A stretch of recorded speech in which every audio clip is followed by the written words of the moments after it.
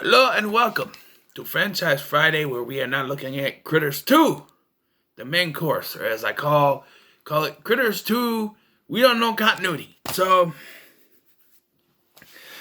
let's start off with the continuity errors we have here. Okay, this movie takes place 2 years after the events of the first film. However, at the end of the first film, we are shown 3 eggs laying in the barn. They would have hatched by now. But yet we are presented, not only have they not hatched, but now they've doubled. There's now like a dozen of them, and that changes to like 50 later. I don't know. There's too many. How did they reproduce so fast? I don't know. But they haven't hatched yet. Also, Brad Brown moves away despite the fact his house was rebuilt. And yes, Ugg went up into space. Or not Ugg. Charlie went up into space with Ugg and Lee. And he's a bounty hunter now. That's cool. Another continuity problem is the grandma. Brad Brown is coming back for Easter, I guess. This is an Easter horror movie. To visit his grandmother, who lives in the same... It's the same location as the first film. We did not even see her, or she was not mentioned in the first one. So I don't know where she came from. Also, the residents think that the events of the first film were made up by Brad, which makes no sense. People and livestock died. There were a couple cows that died. Billy Zane is dead. There's a couple other people that died in that film, and yet nothing. They don't believe it. They say he's the boy who cried Critter. We got some recurring characters and actors coming back in this film, with Scott Grimes returning as Brad Brown from the first film, and Lynn Shay returning as Sal from the first film. And we also have the character of Harv, although Emmett Walsh has been replaced with Barry Corbin. He kind of has an arc. Don Opper and Terrence Mann return as Charlie and Ugg, respectfully, as well.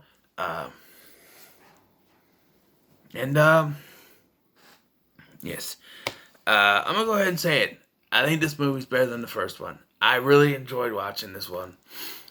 There's just so much energy to it, man. Mick Garris directed this as his first film. The Kyoto brothers are back with better special effects than the first one. There's tits, which is always a plus for me, and it's PG-13. So you gotta... What? They do a gag, which it was kind of a gag in the first one, where Lee can't hold on to his face because he hasn't found one that he can fit in. They mentioned that earlier in the film.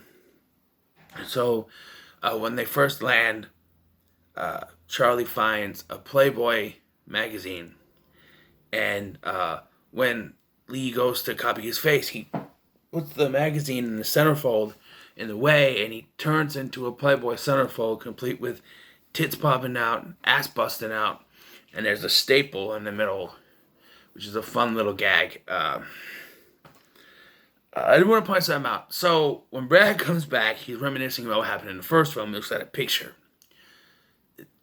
This is kind of compared to Halloween 4, but the picture he's looking at could not have been taken, because it's a picture from the first film when Charlie accidentally, hit the sister with the slingshot, and it's a picture of him doing this with Brad next to him, and I'm just like, no, that picture shouldn't exist. Who took that picture? It's just like Halloween 4 where they had that publicity photo of Jamie Lee Curtis, and it's like, who took that picture, It makes no sense. What I do like, though, is when Charlie and Brad reunite. Because they were the best friends in the first film, and it's a reuniting of friends. And it's kind of a best friends thing later. When Lee dies and Ugg finds the remains, he loses it to a point where he kind of his face reverts back to being blank, and he's out of it until the climax really gets started. The critter effects are fantastic in this, and the critters are probably at their best. And there was that gag in the first film where they said, where they got weapons, so what? Blasted the critter, fuck, and ran away. Here, they do something similar. There's this bunch of critters in this restaurant, and the bounty hunters come in, and Ugg turns his rifle, and then Lee does his or hers, and all the critters look at him and go, and then it blasts him. And there's one critter go, and then it blasts him, and the top of his head, the top little fur thing flies off. He's like, and then he turns around and looks at the reflection, and he goes, bitchin', in an alien language. So it's kind of funny. And also, I like when they eat the Easter Bunny, who is the sheriff, I guess. And then they have Harv come back, and when he comes back, full force. It looks like that Brad and the little girl are gonna get eaten. You could shut the doors, please. Damn. Are gonna get eaten, but then all of a sudden, gunshot, and then the camera pans, and it's Harv. And he goes, I'm back. And I would have been some of those Emmett Walsh, but it still works. I'm back. Yeah, just fantastic. If I have to criticize one thing, it's the chemistry between the love interests in this. Brad Brown meets up with Megan, who was a senior when he was going to school there, which is confusing. Now, Scott Grimes was 15, but this actress was like 21, 22 at the time, maybe even 23. And so I don't know what she was 18 when he was going there. I don't know. But there's supposed to be love interests. I have no chemistry. And every time I try to kiss, it's always broken up. And when I finally do kiss, it's nothing, really. Maybe that's because of the age difference. Who knows? But it just doesn't work. So we get the climax of this film. All this shit breaks loose and people get eaten and stuff. And they want to lure the critters, whatever you want to call them, into this thing. A whole bunch of food, burgers and fries and cheese and buns and stuff like that, and dynamite in there. They blow the place up, but the critters come out in a big old critter ball and run over that dude, and you get the fantastic effect of the bones and stuff. Absolutely fantastic. I don't know if I mentioned this, but they do a gag with Lee. They continue it here where he becomes the Playboy model, and then he turns into Eddie Deezen later. You know, the Eugene from Grease, in Grease 2. Which, I know, people complain, but I like Grease 2, alright? Deal with it. Anyway,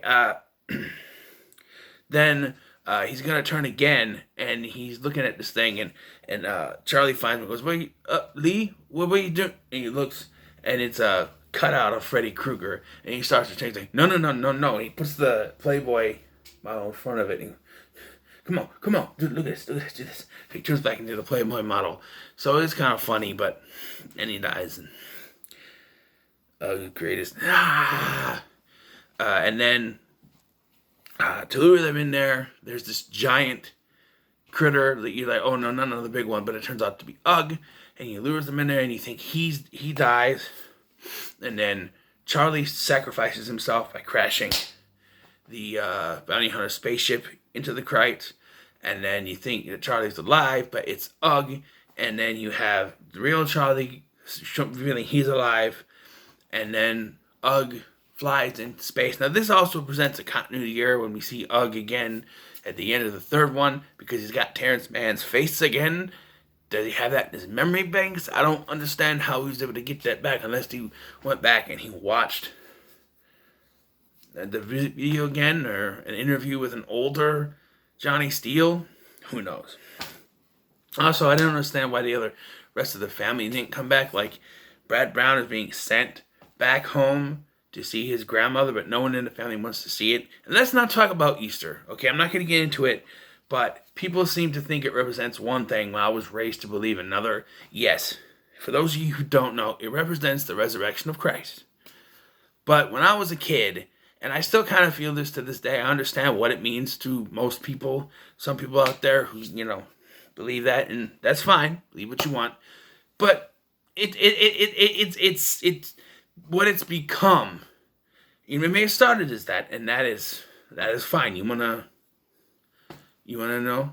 celebrate that and celebrate that by all means. I'm not against any religion at all. But much like Halloween, which was also something that meant something different, it's become a candy holiday. It's become a candy company holiday. That's all it is. It's a holiday for candy companies to make money, much like they did with Christmas and Halloween and now Easter. They do it to make money. And Valentine's Day, it's a candy company holiday.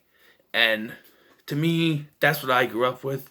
But I do believe in the resurrection of Christ as well. So it's kind of both ways. But I'm just saying, I didn't want to go into it, but believe what you want to believe. And I'll agree. It's, no matter what I think. So anyway, when you get the goodbye for Brad Brown, there is no cliffhanger here, although they did do a cliffhanger for the third one. And